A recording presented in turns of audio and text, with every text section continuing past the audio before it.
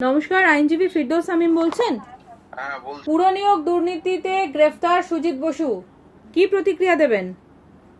দেখুন, আমার মনে পড়ে যাচ্ছে সৌমেন নন্দীর মামলায়, যেখানে প্রাথমিকের শিক্ষক নিয়োগ দুর্নীতির মামলা চলছিল। সেই মামলায় সিবিআই তদন্ত করছিল এবং সেই মামলায় সিবিআই এবং ইডি উভয়ই তদন্ত করছিল। প্রথমে সিবিআই তদন্তের নির্দেশ আদালত দেয়, কোর্ট মনিটর তদন্ত হচ্ছিল। ইডি তারপরে তদন্ত ভার নেন। ইডি তদন্ত করতে গিয়ে দেখেন যে শুধুমাত্র প্রাথমিকের দুর্নীতি হয়েছে তা নয়, পুর নিয়োগেও দুর্নীতি হয়েছে। এবং অয়ন শীলের বাড়িতে ইনভেস্টিগেশন করতে গিয়ে দেখে যে সেখানে প্রচুর এই ধরনের উত্তরপত্র থেকে শুরু করে প্রশ্নপত্র রয়েছে এবং বেশ কিছু মিউনিসিপ্যালিটির কথা সেই সময় উঠে আসে।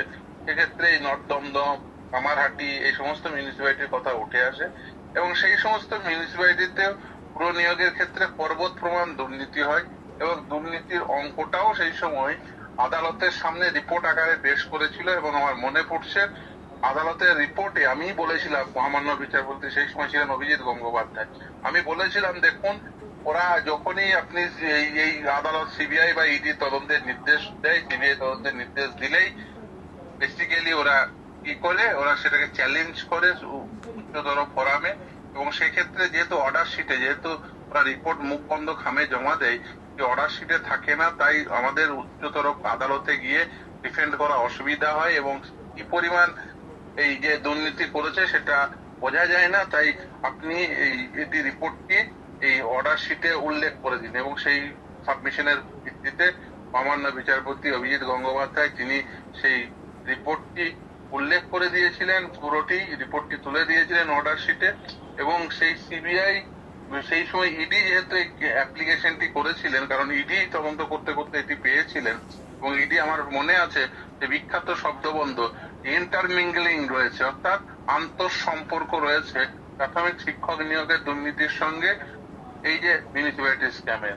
ফলে এই সম্পর্কের উপর ভিত্তি করে সিবিআই তদন্ত ভার নিয়েছিল, ইডিও তদন্ত করছিল। সেই তদন্তের উপর ভিত্তি করে আজকে সুজিত বোসের গ্রেপ্তার। আরো অনেকে গ্রেপ্তার হওয়া উচিত, অনেকে গ্রেপ্তার হয়ে ছাড় পেয়েছেন, তাদেরও আবার জেলে ঢোকানো উচিত এবং প্রত্যেকের কাছ থেকে সমস্ত ডিটেলস নিয়ে এই অযোগ্যদের চাকরি থেকে বের করে দেওয়া উচিত এবং যোগ্যদের সেই স্তরে চাকরি দেওয়া উচিত বলে আমি মনে করি।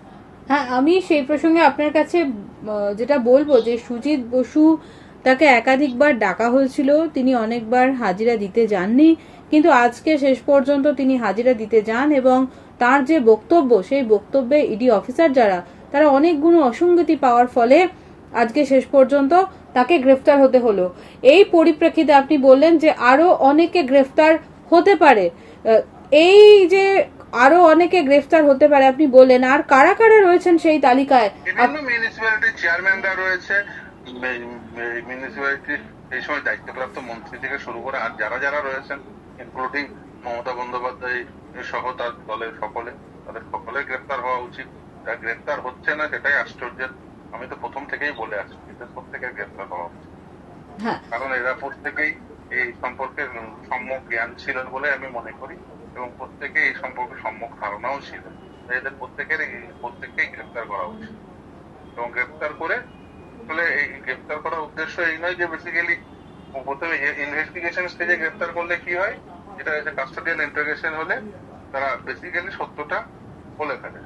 সত্যটা যাতে সহজেই বের করা যায় সেই জন্য কাস্টোডিয়াল ইন্টারোগেশন হওয়া অত্যন্ত জরুরি। একেবারেই।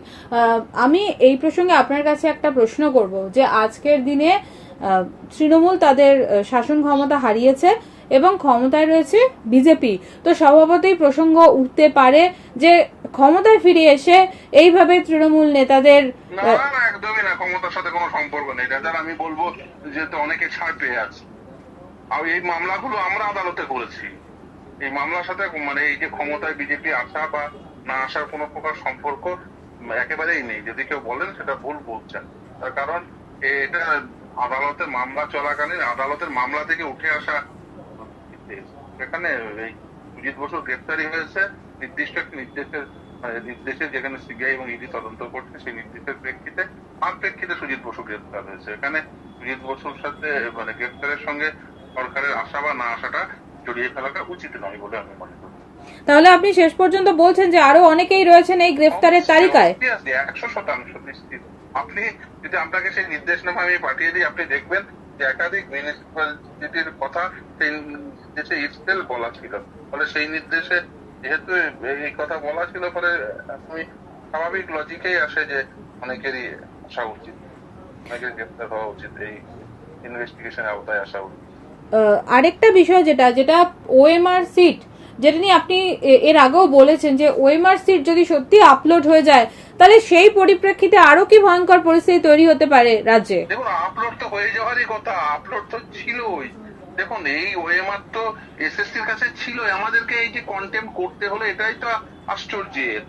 কন্টেম্প করতে হলো আমাকে তো এই যে কন্টেম্প করতে হলো শ্বেতাবুদ্দিনের মামলায় বা এ মামলায়, নাসরিনের মামলায়, কন্টেম্পটা করতে হলো কেন?